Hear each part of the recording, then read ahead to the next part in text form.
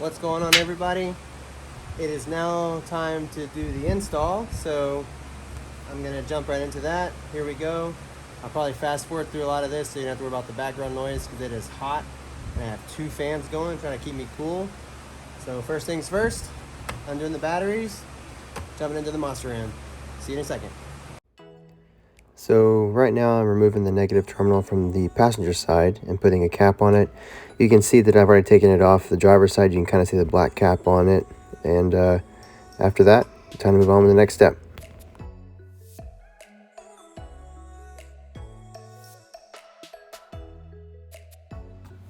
So here I am removing the 4 bolts holding the engine cover in place, pulling the dipstick out as well because it needs to come out of the way as it goes through the engine cover itself. After the engine cover is removed, you do not need it anymore because it will no longer be necessary. Put the dipstick back in and then begin working on the other components, one of which being the EGR crossover tube clamps. I'm loosening up one now. That one comes completely off. The one on the passenger side, you just need to loosen up and leave it in place because you just kind of get it to where you can spin the tube up and out of the way. After a little bit of elbow grease, I got the clamp off and then moved on to removing the EGR crossover tube bracket. Above that bracket, where my hands are, is the bracket that holds the engine cover in place. We'll go over that in just a moment. So now it is time to remove that bracket on the front. I am using my impact to remove the bolts holding the engine cover in place where the oil cap is located. The ones in the front are pretty simple to get to. The ones in the back did require me to use a wobble socket. They are studded so that you do have to use a deep socket for those as well. Also, the studded ones in the back allow for the wiring harness to slip onto and hold in place. Remove the wiring harness, get your wobble socket like you see me doing now, remove the studs, and after everything's taken off, undo your oil cap, lift up and slide the cover back. And after that, that exposes those 2 bolts right in the front. You can see me doing them now. Pull the bracket out of the way, install your oil cap back down, and then complete by installing the bolts back into their original positions.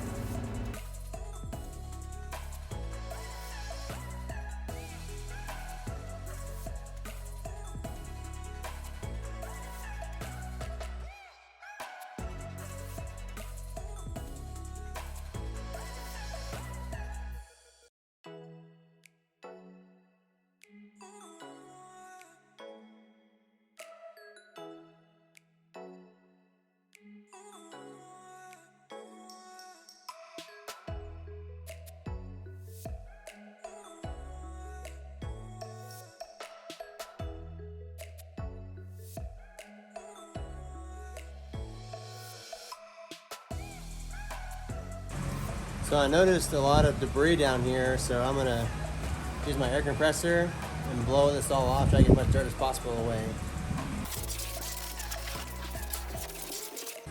There we go. Now, time to do the next step. So I've gotten the clip off here, I removed the bracket for this cover, I've loosened, I pulled this up to get this bracket off. Now I'm going to loosen this side of the EGR, leave the clip on, and spin it up a little bit. Let's see what's next. As mentioned, now I am loosening up the passenger side EGR crossover tube clip. Man, so they have really changed a lot of stuff to keep you from deleting these trucks, which I'm not doing. But to get these clips off now, oh my gosh. They have a protective cover and they have a locking mechanism inside of it on top of the normal release that you push down. All right, guys. So sorry about that. I had to turn it off for a second to get this bad dude off of here and get a couple of clips undone. Like I was saying, the way they've done these clips now is kind of a nightmare on some of this stuff. It's really hard to reach some of this back in the back. And on the Banks video, let me put this down for a second. So on the Banks video, install video, it tells you that at the back of your fuel rail, there's a plug.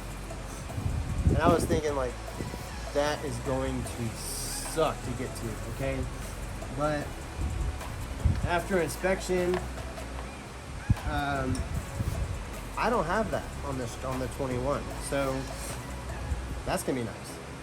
Looking at everything, I'm getting ready to pull the fuel lines off.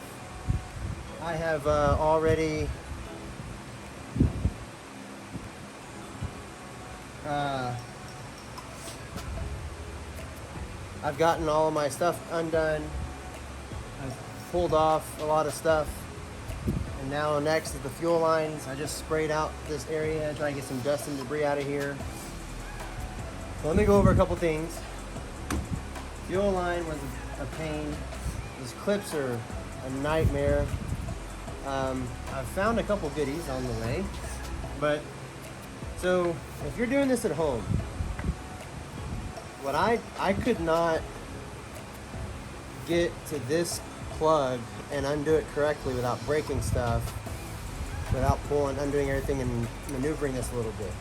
So I've already got everything kind of like thrown out to the side right now, but like as I mentioned, there's a cover. You have to pop the cover off, depress an orange pin up, and then it just pops right off. So I undid everything, got this where I could see what I was doing, and then undid the clip. So here's the stock intake horn. It's taken off.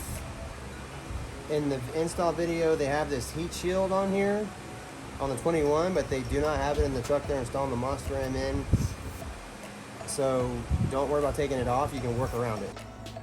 So now I am working on removing the fuel lines, working my way front to back and labeling them as I go. So when you buy the Monster M air intake, Banks provides you with these red caps. I use these caps to cover up the ports on my engine block, and it worked really well. So be sure to grab those and use those to protect your fuel lines from any debris falling into them. On the fuel rail itself, I could not get the caps to work, so I just went ahead and got some frog tape, covered them up, marked on there with a marker to match them up whenever I got ready to reinstall everything. So I will say this, in this process of taking the fuel lines off and all this good stuff, take your time, don't be in a rush, do everything right, try to make sure you can protect everything as much as you can, because you do not want to have a problem whenever you go to reinstall everything and something catastrophic happens where a fuel line gets plugged up, fuel rail gets clogged up because the debris fell in it, so on and so forth. So be patient, take your time, loosen everything up nice and carefully so you don't hit something along the way, and have fun with it. I really enjoyed this. This part was a lot of fun. I had the music blaring, I was jamming in my zone, just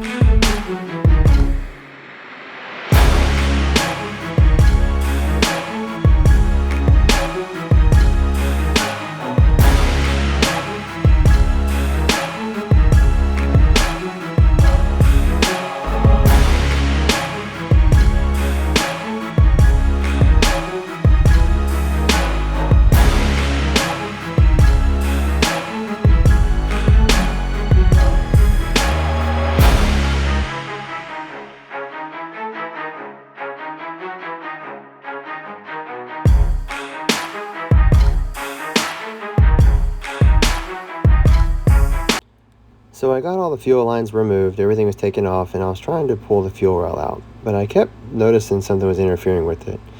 And that's when I realized that I do in fact have the clip on the back, and I'll go over that here in just a moment.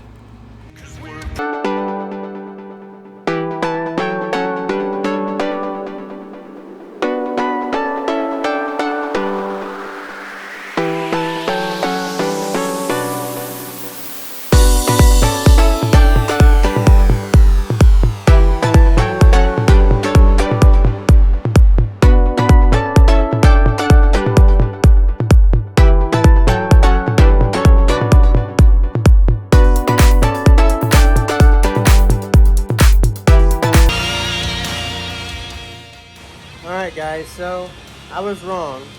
So on the install video, this clip is straight, like this, okay? They made it a little bit more difficult now, and it's angled 90 degrees. I had my wife come try to help me out because I just could not feel if there was one of those retainer clips on top of it to keep it from coming off. So whenever you're feeling it, maybe you'll be able to see or not, but there's a tab right here that's facing that's facing you. You probably saw me, I had to like get up in here and get in there, right? So feel this tab with your thumb, and as you go down, you'll feel like a little bump. That is not gonna be the release. Go lower than that, and you'll feel like the ending of it, another little bump, push that in, and it pops right off. All right, so that wasn't terrible, but got a little scared. Anyway, so you probably saw me marking these off. A friend of mine is a diesel mechanic. Actually, he's just a mechanic. He didn't work on anything, really, but he was telling me, you know, make sure I take these off in order. So I labeled them 1, 2, 4, 3, 5, and 6 in correlation to the ports on the motor engine itself. Okay, so the back one I'm not really worried about because I didn't pull the back injector off. It'd just be a nightmare because it's way the hell back there. But yeah, so here we are. Here's the fuel rail. I'm gonna put this to the side, get the plate off, and we are making some serious headway. So let's get rolling. All right, so now it's time to remove the rest of the bolts holding the plate down. It's 4 of them. After that, it's time to move on with the rest of the installation. If you do not have a set of wobble sockets, I highly recommend you get some because it makes this job so much easier. I can only imagine how much time I would have wasted if I did not have those. Definitely invest in some wobble sockets.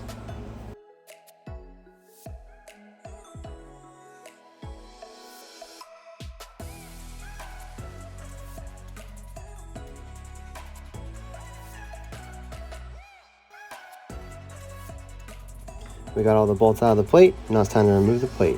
Be careful in taking it out. It does get kind of bound up. Just lift up and pull. All right, guys, so I've got the cold side boost tube installed.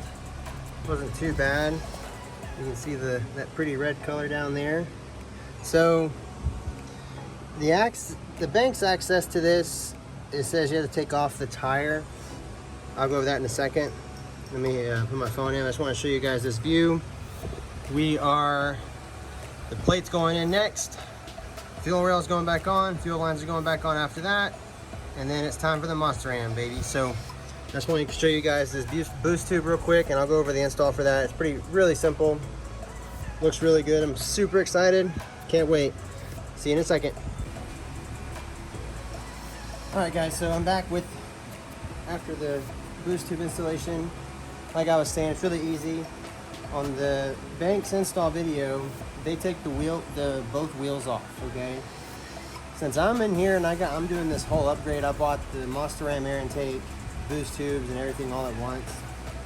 I didn't take the wheels off, so I didn't have to, because without the Monster Ram in the way and the throttle body gone, it's really easy to access the old tube. Only thing you do, you have to lay down underneath the truck, follow your tube, you'll see a clip, take your socket, long, deep socket, undo it, come up here, pull it off, grab your new tube, feed it in, get it all situated, and that's it. That's all she wrote. Got the plate installed. I forgot to record that section, but got the plate installed, got the fuel rail installed, everything's all torqued up to spec. Now I'm just going through and hooking all this stuff back up, and yeah, that's it. We're gonna be done after that. So after that, it's the Monster Ram is gonna be next. So I'm got my 2 extensions here, so I'm just going around now, hooking everything back up electrically, and then it's on to the Monster Ram. I'll fast forward to this. Enjoy. So the reason why you don't see me doing anything with the passenger side boost tube in this video is because I'm still waiting on my cold air intake to get here. I contacted Banks. earlier this week.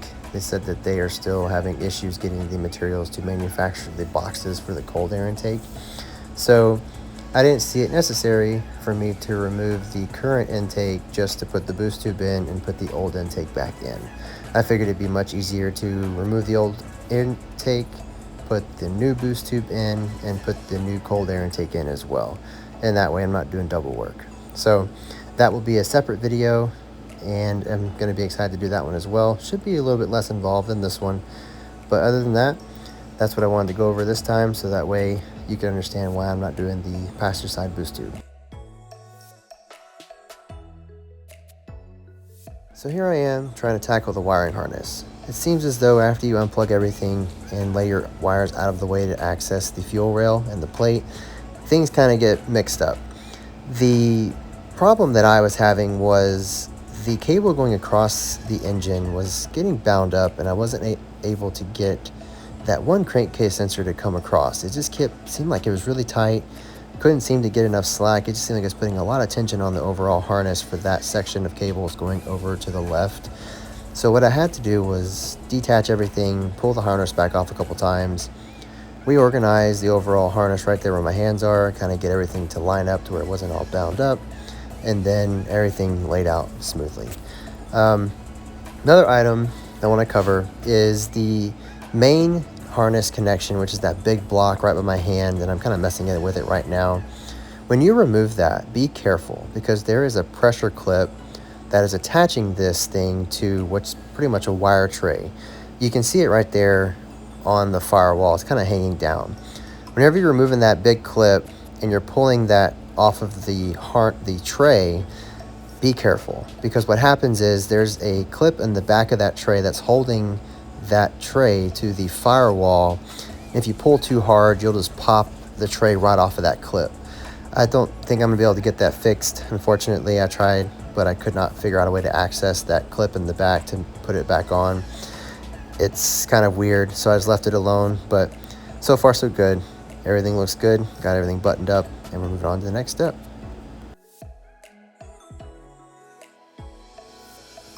Alright, now it's time to remove all of the stuff from the old intake horn to install on the new Monster Ram air intake. First is the EGR, then the throttle body, then the mass airflow sensor.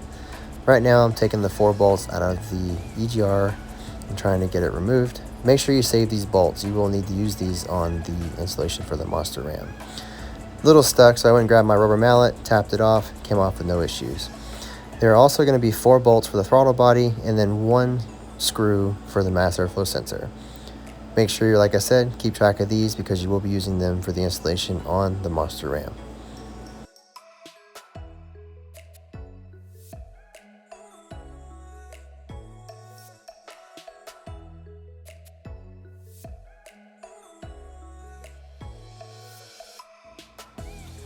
Be sure to remove the stud that I'm working on whenever you're doing your installation, because you will be using it in your new Monster Ram air intake.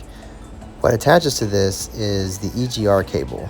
It has a clip on it. It slides over the stud and keeps it nice and snug where it doesn't blow around from the fan air.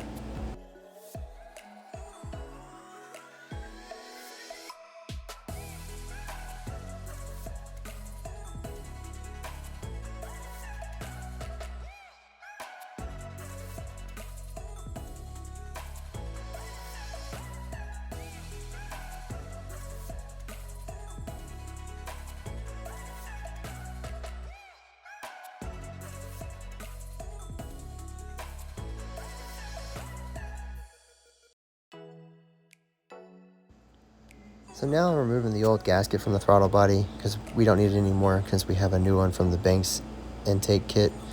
Just make sure you get the surface nice and clean, get all the residue off of there so you get a nice seal whenever you install the new gasket onto the Monster Ram.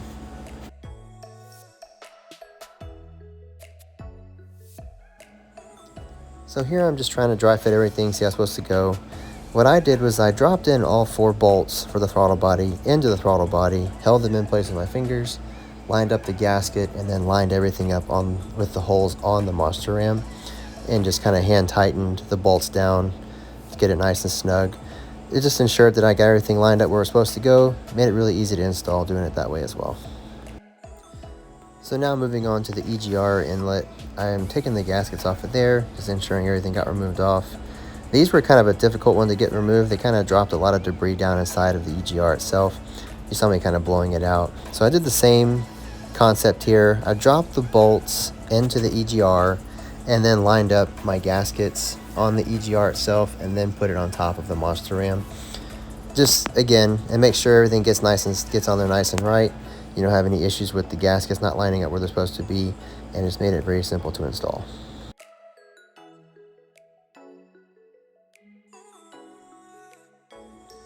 Here I am using that built-in torque wrench that I have. Works really well. Sometimes it doesn't work, but this time it worked pretty good.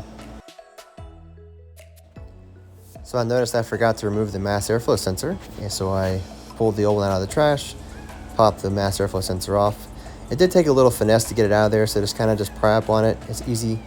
And here I am grabbing some mass airflow cleaner, took it outside and sprayed it off, cleaned off all the debris, pressed it back in, installed the screw, snugged it down, and that was it. Alright guys, here it is. Monster Ram is set up, ready to go back on the truck. Got the plugs put in, here, here. Got the throttle body connected. This crappy thing that I cannot wait to get to remove, the AGR. And the heater goes here. Gotta wait for that. We have to use our hex key to put the bolt down into it, which I'm gonna do a little differently. I think it's a little bit easier. So, gonna go back to the truck. Let's get it on. What's up, guys? So here we go. We got the monster ram in here. I'm about to put the bolts in. One that I'm a little worried about is this one that's straight down. In the video, the guy's uses a magnet, which that might work pretty good. And he drops this down in there to get it into the hole. So let's do this. Fast forward through this part so you can check it out.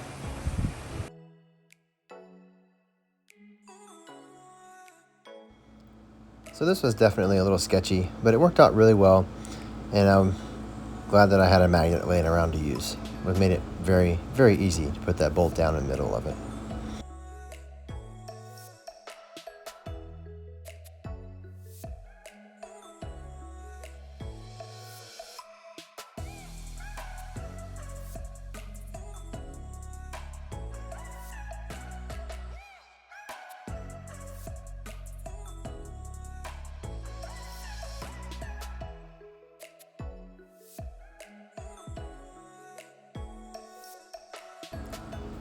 So one thing to mention is before you tighten anything down too tight, get your bolt started in every location, and that way you can ensure that everything's lined up where it's supposed to go before you tighten everything down, and it kind of keeps you from having to loosen things up going back and forth. So I want to take a second and comment on this light that I'm using. I just bought it this day, and it's actually really cool. I got it from Harbor Freight. It's magnetic. It held a charge all day, straight out of the box pretty much, and it's awesome. Highly recommend it.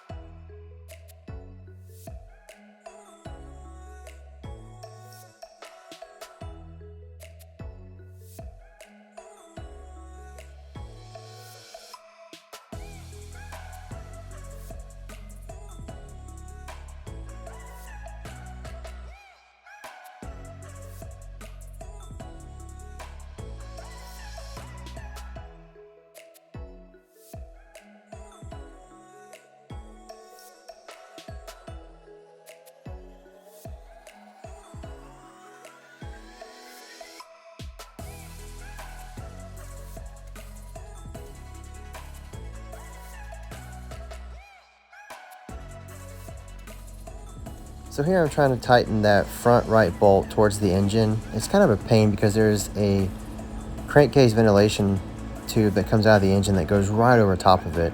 And whenever you pull the crankcase vent off, there's a molded plastic on the housing of the engine itself that it doesn't remove, and it just blocked it up and it made it a pain in the butt. So in this location, a wobble socket with some hex keys extensions would be a great addition. So make sure you get some of those.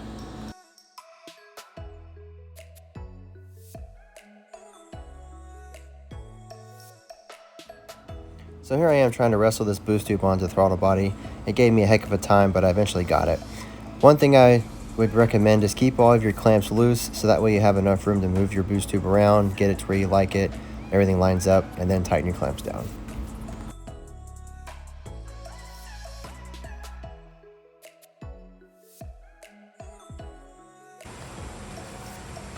Alright, so got everything buttoned up. Everything's back in. Just now I'm going to plug everything in. I mean, it should be all set.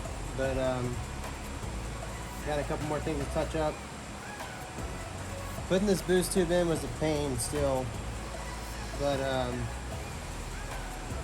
just make sure you keep everything loose. Get it all fitted up. And then go back and tighten it. Make sure your clips are in the right orientation so you can get to them. But yeah, so here we go, guys. Just gonna plug everything up, do some last few touches, and we'll be all set.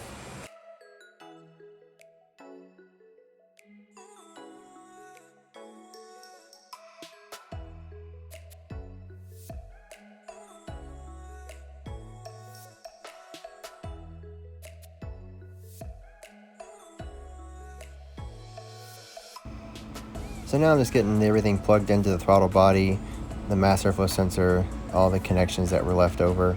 And then that last one that we need to do is the EGR crossover sensor. And once we get that done, you'll see where it attaches to the studded bolt that's on the front of the monster ram.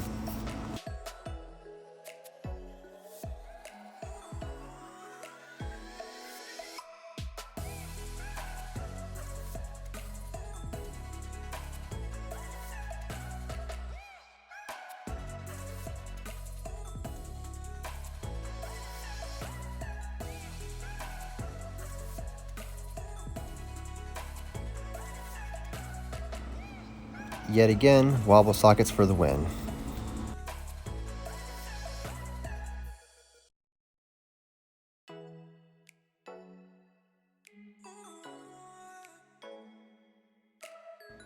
And this is where that front stud comes into play. Y'all point it out here so you can see it on the screen.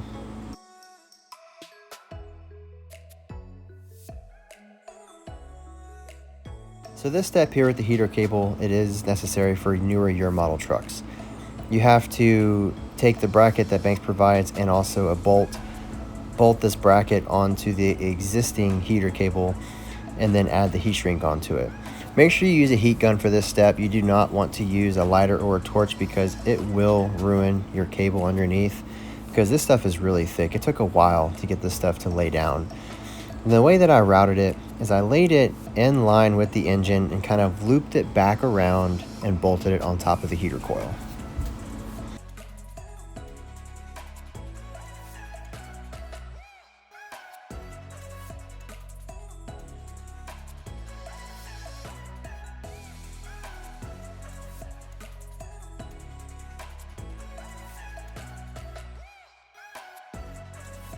So now it's time to do the final step, and that's install the dipstick bracket. So it's really simple. You bolt the bracket onto the top of the Banks intake and then bolt the dipstick onto the bracket. Banks does provide this bracket in the Monster Ram air intake kit.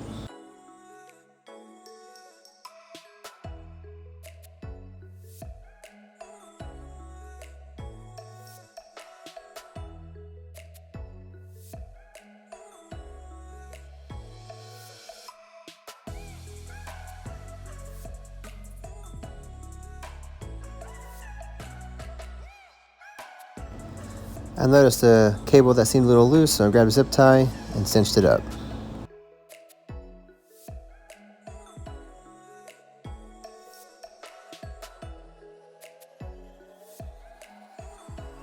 Alright, that's it, guys. So everything's buttoned up. Now I'm going to fire it up, see how it does. So Hope you enjoyed this video. This was tough. Started at 11. Took me 12 hours to do it. Pretty much it's 10:15 now. Pretty much almost 11 hours. But there's been some serious complications, and I'll go over that later. But the harness gave me some problems because whenever I moved everything out of the way, I put everything really in a bind, and it was just a nightmare. But got it all situated. Everything's buttoned up. Now, kind of see if she runs. See what happens. The final step in the process is to attach the negative terminals back onto the battery, and then it's go time.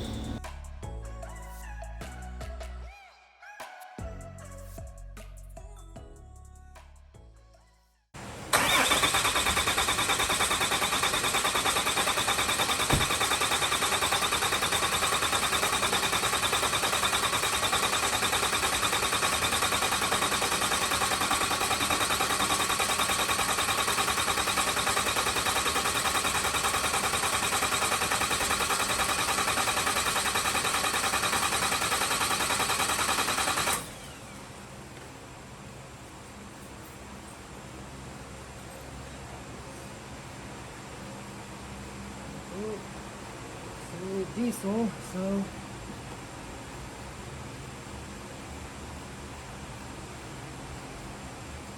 I do diesel. There is that.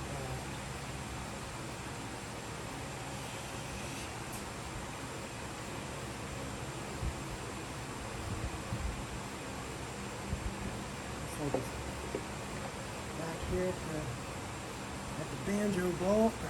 So that's not good.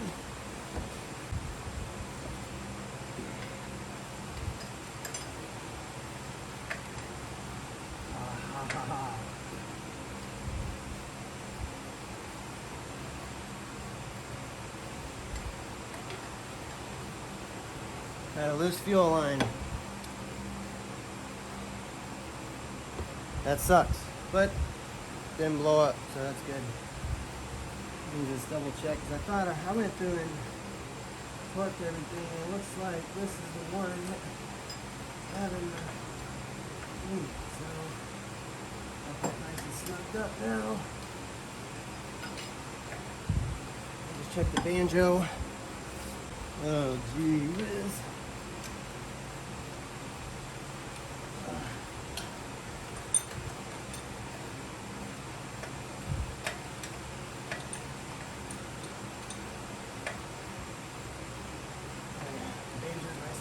Okay.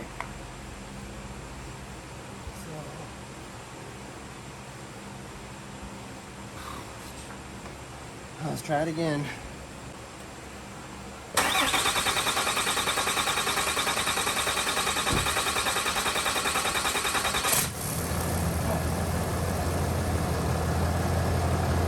Oh, that's a beautiful sound.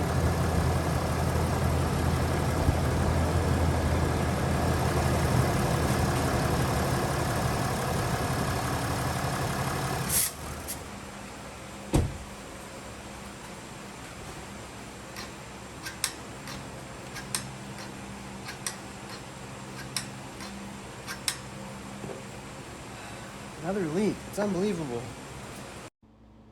So at this point, I decided to go through and check every fuel line, make sure nothing else was loose, and I found a couple more that were loose towards the rear and tightened them all up. And thankfully, the one in the very back wasn't loose because, like I mentioned later, that would have been a huge bummer.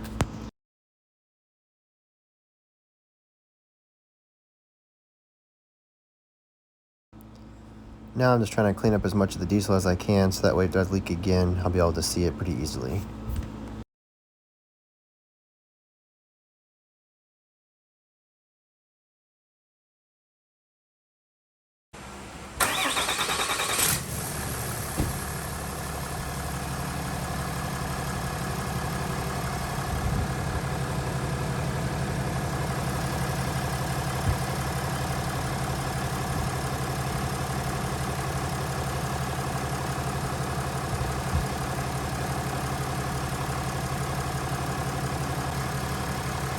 think we're in good shape.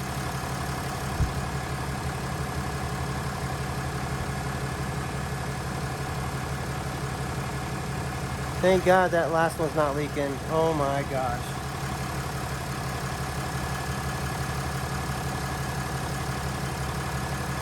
Burn like a kitten.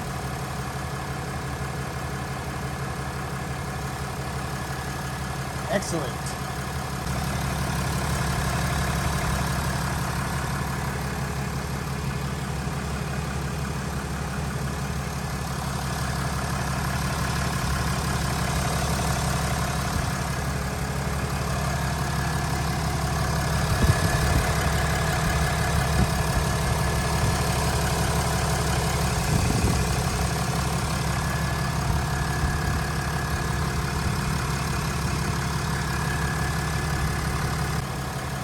All right, guys, that's it. I'll see you next time. Have a good one.